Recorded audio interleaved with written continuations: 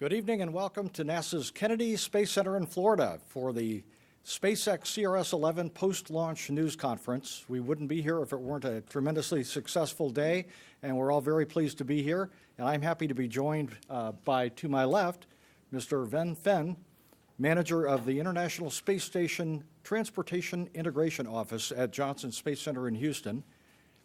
And to his left, Hans Koenigsmann, SpaceX Vice President of Build and Flight Reliability and the Chief Engineer on console for today's successful launch. Gentlemen, thank you for joining me. Thank you, Michael. And we'll start off with some opening statements. Great. It's great to be here. Thank you very much. And congratulations to our SpaceX colleagues. Another wonderful launch. We're very much looking forward to having Dragon come back to visit the space station. In this case, especially so because this Dragon was one that had come to us previously back in 2014 on CRS-4. Let's see, it's been the space station is in excellent shape, ready to receive Dragon. It's been a busy couple of days and a busy weekend. Yesterday, the crew members for 49S did safely land in Kazakhstan. This morning, the on-orbit crew finished packing Cygnus and closed the hatch. Tomorrow, they'll unberth Cygnus, and that'll clear the way for Dragon to come back to space station on Monday at 10 a.m. Eastern. Thank you. Okay, thank you. Hans? I'm super happy, as always, after a good launch. And I do want to really thank NASA for the opportunity to bring up cargo and do what we love to do, launching rockets and deploying spacecraft. And also like the opportunity to thank the team. Falcon 9 team did super great today. And Pat team worked awesome. Dragon team is very busy right now. I'm pretty sure they're doing excellent. And then 45th Space Wing and the FAA did support us, in a very great way today too. So and in particular, the person I would like to thank is Mike McAleen. This was not here at this press conference, but who was at the other press conference for opening the skies and clearing the clouds and making it possible to launch through the Florida summer afternoon weather. Dragon is on orbit. The solar arrays are deployed. They're working well. They're pointing to the sun and producing power. We will open the guidance and control door a little bit later today, and then as you already heard, Dragon is going to berth with the station on Monday morning, 10 a.m. exactly. And the Falcon 9 second stage has been deorbited. It landed in the ocean southwest of Australia. And from what I can tell, the mission was excellent and a great success and had no hiccups. The countdown was very smooth, very quiet. I had the opportunity to be back in my chief engineer role today, and I really enjoyed it greatly, and it was great fun. Maybe I do this again. So overall, a great day. We agree. Thank you, Hans. Okay, at this time we'll take questions, and for those of you who are following on social media, please use the hashtag AskNASA. Emily from our NASA social media group is here to facilitate getting your questions out. If you're in the room, please raise your hand if you have a question. Wait for the radio microphone, state your name and affiliation, and to whom you're addressing your question, and we'll go ahead and take questions. Chris, here in the front row. Chris Gebhardt with NASA Spaceflight, with one for both of you. For Hans, I'm wondering if you can talk a little bit about recovery operations for the booster. I understand this is the first time you're going to start streamlining some of those processes for recovering the booster once it's landed. And for the NASA question, can you talk a little bit about Cygnus being unberthed about a month ahead of when it was originally scheduled to? Thank you. Okay, so I mean, thanks for that question, because I should also mention the first stage landed really well on the landing zone 1. From what I can tell, was an excellent centered landing, and we're going to take the next couple of days to save it, break it over, and then bring it in the hangar and inspect it as you pointed out, we're going to streamline it, so it's going to be less inspections probably than the first one, and then we got to decide what we do with that with this particular booster. Yeah, Oh, go ahead. sorry, with respect to Cygnus, yeah, it's just demonstrating its operational flexibility. So a few months ago, it came up and delivered about 3,000 kilograms worth of cargo resupply and research. And based on we got everything out, we got everything back in. It's completely packed. It's full of disposal as well as a few other experiments. So because it's full, we decided, since we had this one-day opportunity after the launch scrub on the 1st, to go ahead and unberth Cygnus now. It's got 2 experiments. It's doing after post-unberth. So it's going to stick around in orbit for about a week. So it's going to do the Sapphire experiment as well as deploy some nanoracks, external deployers, external payloads. Ken. Hi, Ken Kramer from Universe Today and the Northeast Astronomy Forum for Hans and for NASA. For Hans, can you talk about any improvements that you have made? You've learned lessons from landing. We talked about that a little bit before, that you learned a couple. I wonder if you have applied any to this booster, like the grid fins changing or the paint on the side, or anything else to the engine that you can tell about any engines. And for NASA, how long crew supplies we have now with this mission for the astronauts on the ISS? So on this one, there's a visible change on the landing zone. We paint the deck with something that is more conductive. That's the one you can see when you watch the camera on the first stage. Other than that, we fine-tune minor parts and components, not overall a whole lot of changes. Nothing to the grid fins yet. No. Okay, and with respect to consumables on board, we're in really good shape on board right now. It's greater than 6 months, I think, in all categories. There is some food going up, and I can get those exact numbers for you afterwards. But really the utility of SpaceX and the SpaceX mission is science. So we have literally tons of science going up on this. So it's been focused more towards utilization and research. But we're in good shape as far as consumables on board. Okay, we'll take a question here, then we'll go to the phone for a question, and then Emily has a couple of social media questions we'll take. Hi, Stephen Clark from Spaceflight Now. A couple of questions, one for each of you, I guess. For Hans, with the 2-day weather delay, does that impact your launch date mid-June at all for Bulgaria set? And for Vin, can you talk a little bit about your status on CRS-2, the CRS-2 providers? Have you turned on any missions or ordered any missions from any of the 3 providers that you have under CRS-2 yet? And if so, which ones? Thanks. So with respect to the Bulgaria, the next launch, basically, it's still mid-June. We got to evaluate if anything moves, but that's not planned for. I guess that was all the questions you had for me, right? Yeah, let's see. With respect to CRS-2, yeah, all 3 of our vendors are in very good shape. They've all completed their first 3 ISS integration reviews. That was a kickoff, that was requirements review, and then a preliminary design type review, and all of them are making progress towards the dates that they need to for their ISS integration portion. We have turned on 1 mission so far in CRS-2, and that's an orbital ATK mission, and that was just due to mission needs based on when their CRS-1 when we look at the overall fleet of resupply vehicles out in that time frame and what capabilities there are, and where CRS-1 timing ends up, and we've turned on 1 mission so far. Okay, let's go to the telephone and take a call from James Dean from Florida Today. James? Hi, thanks so much. I had a couple of questions for Hans. First, on flight rate. You mentioned before the launch how that's improving. I wondered if you could comment on what is enabling you to sustain this pace you've achieved so far this year? And I think if schedules were to hold, you have a particularly busy stretch coming up with launches from both coasts. Is that a particular challenge for you ahead?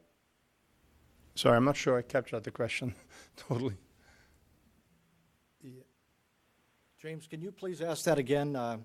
Your audio is just a little bit low here for us to hear. Okay, I'm sorry. I'll try again.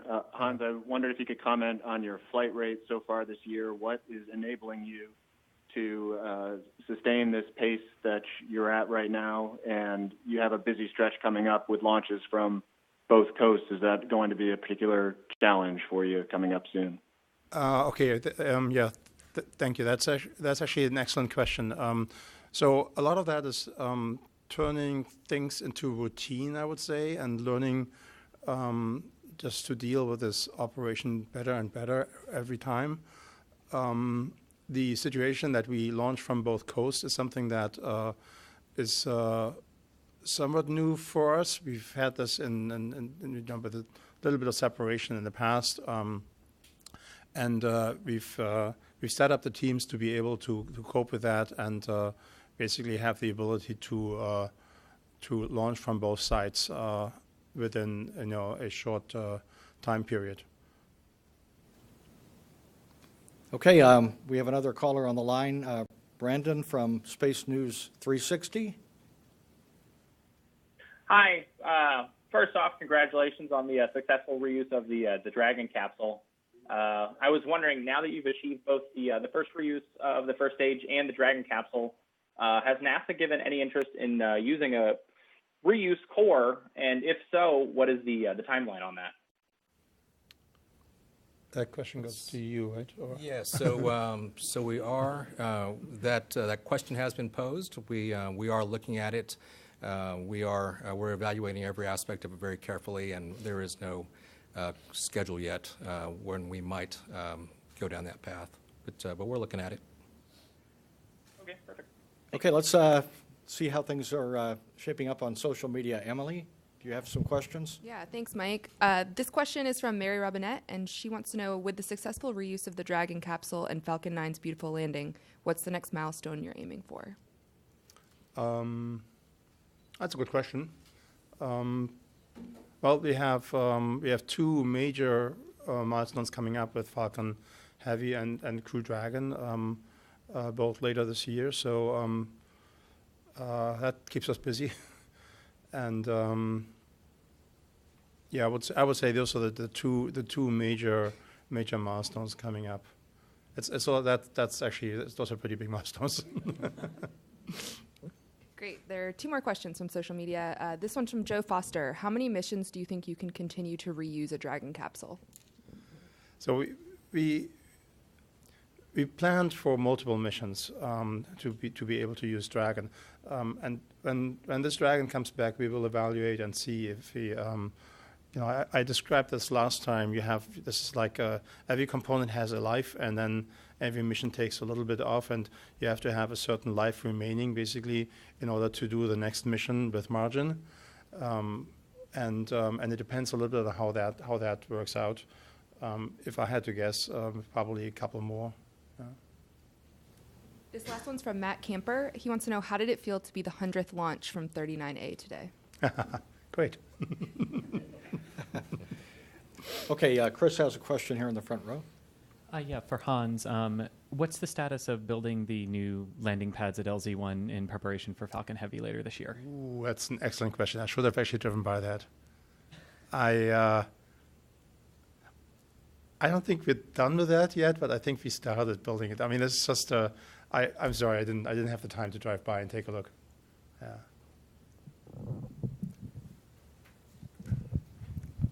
Stephen?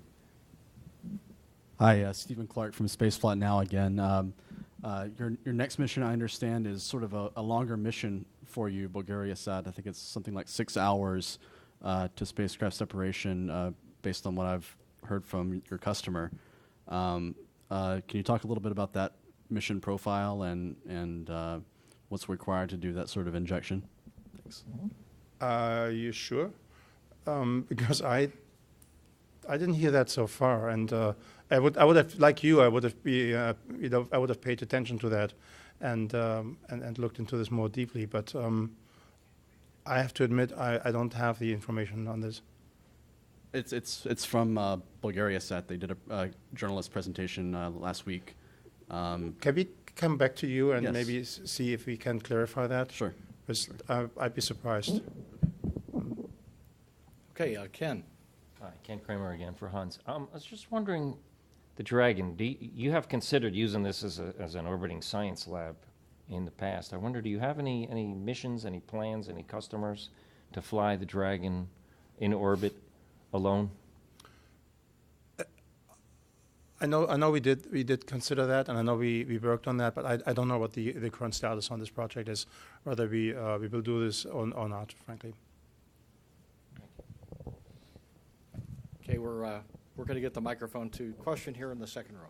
Hi, Mary Ellen Jelland from We Report Space. Hans, there's some question about the damage, if there was any damage done to the Dragon on the previous flight, and how was the salt water mitigated? On the previous flight, you mean the flight before this flight? Right, The yeah. CS.